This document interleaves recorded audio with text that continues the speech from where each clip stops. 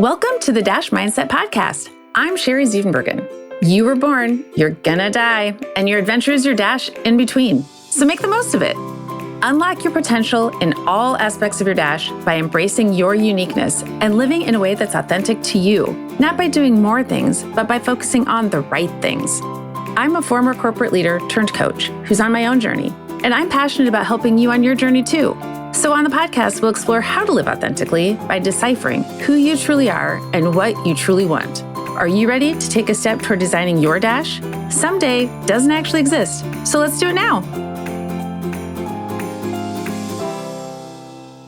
Hey there, welcome back to the Dash Mindset Podcast.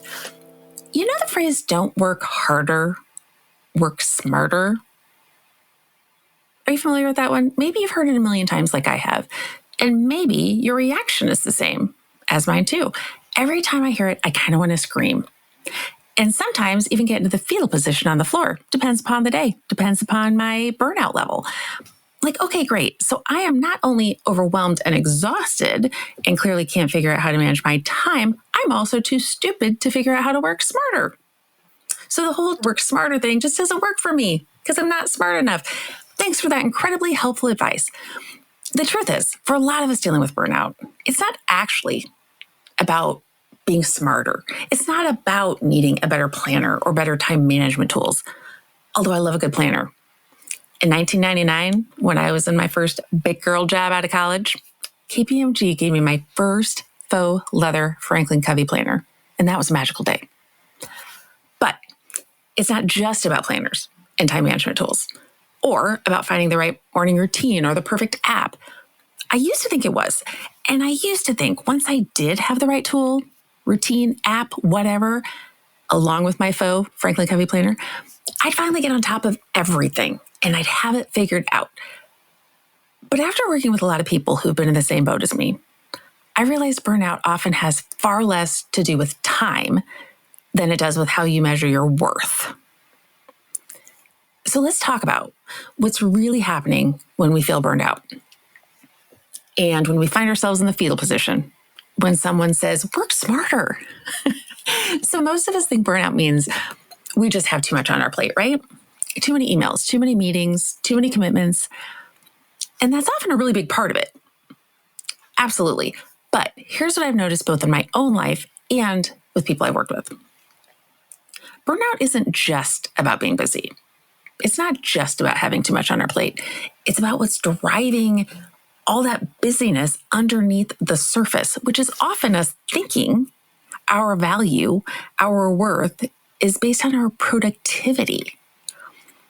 When we sense that our value is tied to what we produce, or at least our perception of our value is tied to what we produce, it creates this weird trap that becomes almost impossible to stop because we can't even see it. And if we do, we don't know how to change it. Or even if we can change it, if it's even possible. It's this unconscious belief that our worth is tied to our productivity, that it's based on what we achieve. And it's this invisible yet incessant, constant pressure to prove ourselves. And not just at work, in all aspects of our lives. What we accomplish provides a sense of security. It provides a sense of importance, of approval, and that includes our own approval of ourselves. So how do you know if this is what's truly behind your burnout? Or at least a big part of it? Here are the 3 signs I see and experience all the time. The first one is if you feel uncomfortable resting. And I don't just mean I have so much to do, I can't possibly take a break today, kind of resting. I mean that even when you truly rationally do have time to rest, something inside you feels wrong about it. Like you're being lazy or wasting time. You find yourself planning tomorrow's to-do list while you're supposed to be enjoying dinner with your friends, or you're feeling guilty about watching a movie without folding laundry at the same time. There's this constant pressure to be useful, productive, and efficient all of the time, even in moments where you are expecting and wanting to connect, to just have some joy. There's this constant pressure to optimize every minute of your life as if simply existing just isn't enough. Because unconsciously, you don't think it is. You don't think it is enough. At least you don't think it is for you. A really big red flag is if you experience more guilt from resting than you actually experience recovery. So you might be on vacation with your family, secretly responding to emails because you promised your family you wouldn't even check emails. But you're responding not because the company will actually go under because you're gone, or the project will actually fail because you're gone, but because not being productive makes you feel anxious. That's not a time management issue. That is tied to your value, or at least your perceived value, and what you unconsciously think you're worth when you're not productive. Something my husband used to do when he didn't know any better was he would insist that I relax. And by relaxing, he meant sitting down. And so sometimes I would say, fine. I would appease him and I'd sit for about 2 minutes before I was about ready to crawl out of my skin. And I would say, this is about the least relaxing thing I could possibly do. This is not my definition of relaxation. I'm certainly not feeling restful right now. So keep in mind, I also have restlessness going for me too, which makes it especially challenging for me to sit still. But whether you are a restless person or not, if you're one of those overachievers that feels like your worth is tied to your productivity, it's going to be hard for you to sit still too. It's just going to be hard to sit.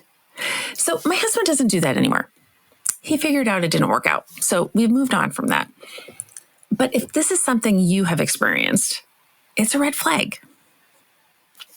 Okay, second sign is that positive feedback actually adds pressure for you. This one's sneaky because it seems like an especially good thing. Now, all of these things seem like they're good things because our brain is telling us that they are, even though our brain is often irrational, right? But this one's especially sneaky because when people are calling you the reliable one, the go-to person, the one who's going to figure it all out, that's all great, right? But what happens is that this reputation starts to feel more like a prison and you don't even realize it. Now you feel like you can't slow down or ask for help because you've built this identity as the person who gets stuff done, right? And most of this isn't even conscious. But you start worrying that if you stop showing up at 110%, whatever that even means, people are going to be disappointed, or worse, realize you're not as capable as they thought. Any of that sound familiar? And if it does or it doesn't, this is something to keep in mind with not only yourself, but the people on your teams too. Because if you are a leader determining who to give things to, you're usually going to give it to someone who's going to get it done, right? So the ones who have the most to do, the ones who are getting the most done, get even more. And oftentimes as leaders, we're the ones responsible for that. Because you know they're going to do it. So this is even possible with our kids. One of my kids actually called me out on this the other day and asked why I never asked his brother to sweep the kitchen. And it occurred to me, oh my gosh, I am doing this. I am doing the thing. And I said, that is a good question, buddy. That's a good question. I am glad that you asked. I will have to think about that one. So I have to put more thought into that. But truly, we need to think about for ourselves and what we do with other people. And if we're putting them in that same situation. Okay, third sign. Saying yes to things even when you're completely tapped out. And look, we all do this sometimes. Sometimes life demands it. It's part of life. But pay attention to why you're saying yes. Are you genuinely being helpful, or are you avoiding the discomfort of letting someone down? Has no become this forbidden word because disappointing someone will confirm your fear of not being enough? When your decisions are more about managing how others see you than protecting your own energy, that's a huge red flag. Setting boundaries can feel dangerous, like it might actually threaten your relationships and how much you're valued. So something to consider. So what do I do with all this? I'm not going to give you 10 strategies or another time management tool to use. You likely have enough of those. And that's unlikely the root problem. Because honestly, that's not the level where this needs to be addressed. Instead, I want to offer one reflection question that can be really powerful if you take the time to ask it. If I believed I was already enough, what would I do differently today? If I believed I was already enough, what would I do differently today? Not 10 years from now. Not when this project is finally done. Not when you get the promotion. If you didn't need to earn your value through productivity, what would change? This is not a quick fix. It's something to really sit with and think about, because often the pressure we feel isn't actually coming from our partner or our clients or our boss. It's coming from us. It's the story we're telling ourselves about what makes us valuable. And here's one small shift to try this week, or try today. Make one decision today that supports your energy, not your image or your worth. Make one decision today that supports your energy, not your image or your worth. That might mean saying no without over-explaining why. It might mean asking for help instead of working late to figure it out on your own.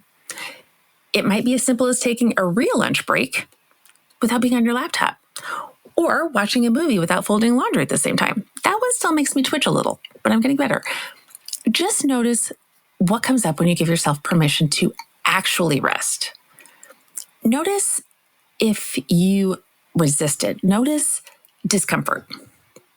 That's valuable information about what's driving you. So I'll wrap this up. The big idea here is that burnout isn't always just a time management issue. It's often a signal that we need to pay attention to, that we're trying to earn something that we already inherently have, our value. You don't need to prove your worth through overwork. The goal isn't necessarily to do less, although this might be part of it. It's to do things for the right reasons. It's to do things in alignment with your actual values rather than your fears. If this conversation brought something up for you, even a little twinge of something, I encourage you to take a few minutes after the episode to reflect, to just think it through and maybe do some journaling. Because these patterns go really deep and they're really hard to see, and recognizing them is the first step. Remember, you were valuable before your to-do list existed. And you might feel like you had a to-do list when you came out of the womb. I know I have questioned that before, but my mom, I think, would have mentioned it. So just know that your to-do list came later, and you were valuable the moment you were born. And you'll be valuable regardless of how many items you check off your list today. I hope this was helpful. Please reach out if I can help in any way. This is something I am continuing to work through and always will be, but it's gotten better and it can get better for you too. So thanks for being here, and I will catch you the next time on the Dash Mindset Podcast. Thanks so much for listening to the Dash Mindset Podcast. If you enjoyed this podcast, please subscribe on your favorite podcast player, tell your friends, and leave us a review. Follow me on my social media platforms highlighted in the show notes, and get in touch with me at thedashmindset.com. Share the topics you'd like me to explore in future episodes. Thanks again for listening to the Dash Mindset Podcast. We'll see you next time. Design and differentiate your dash your way and make today amazing.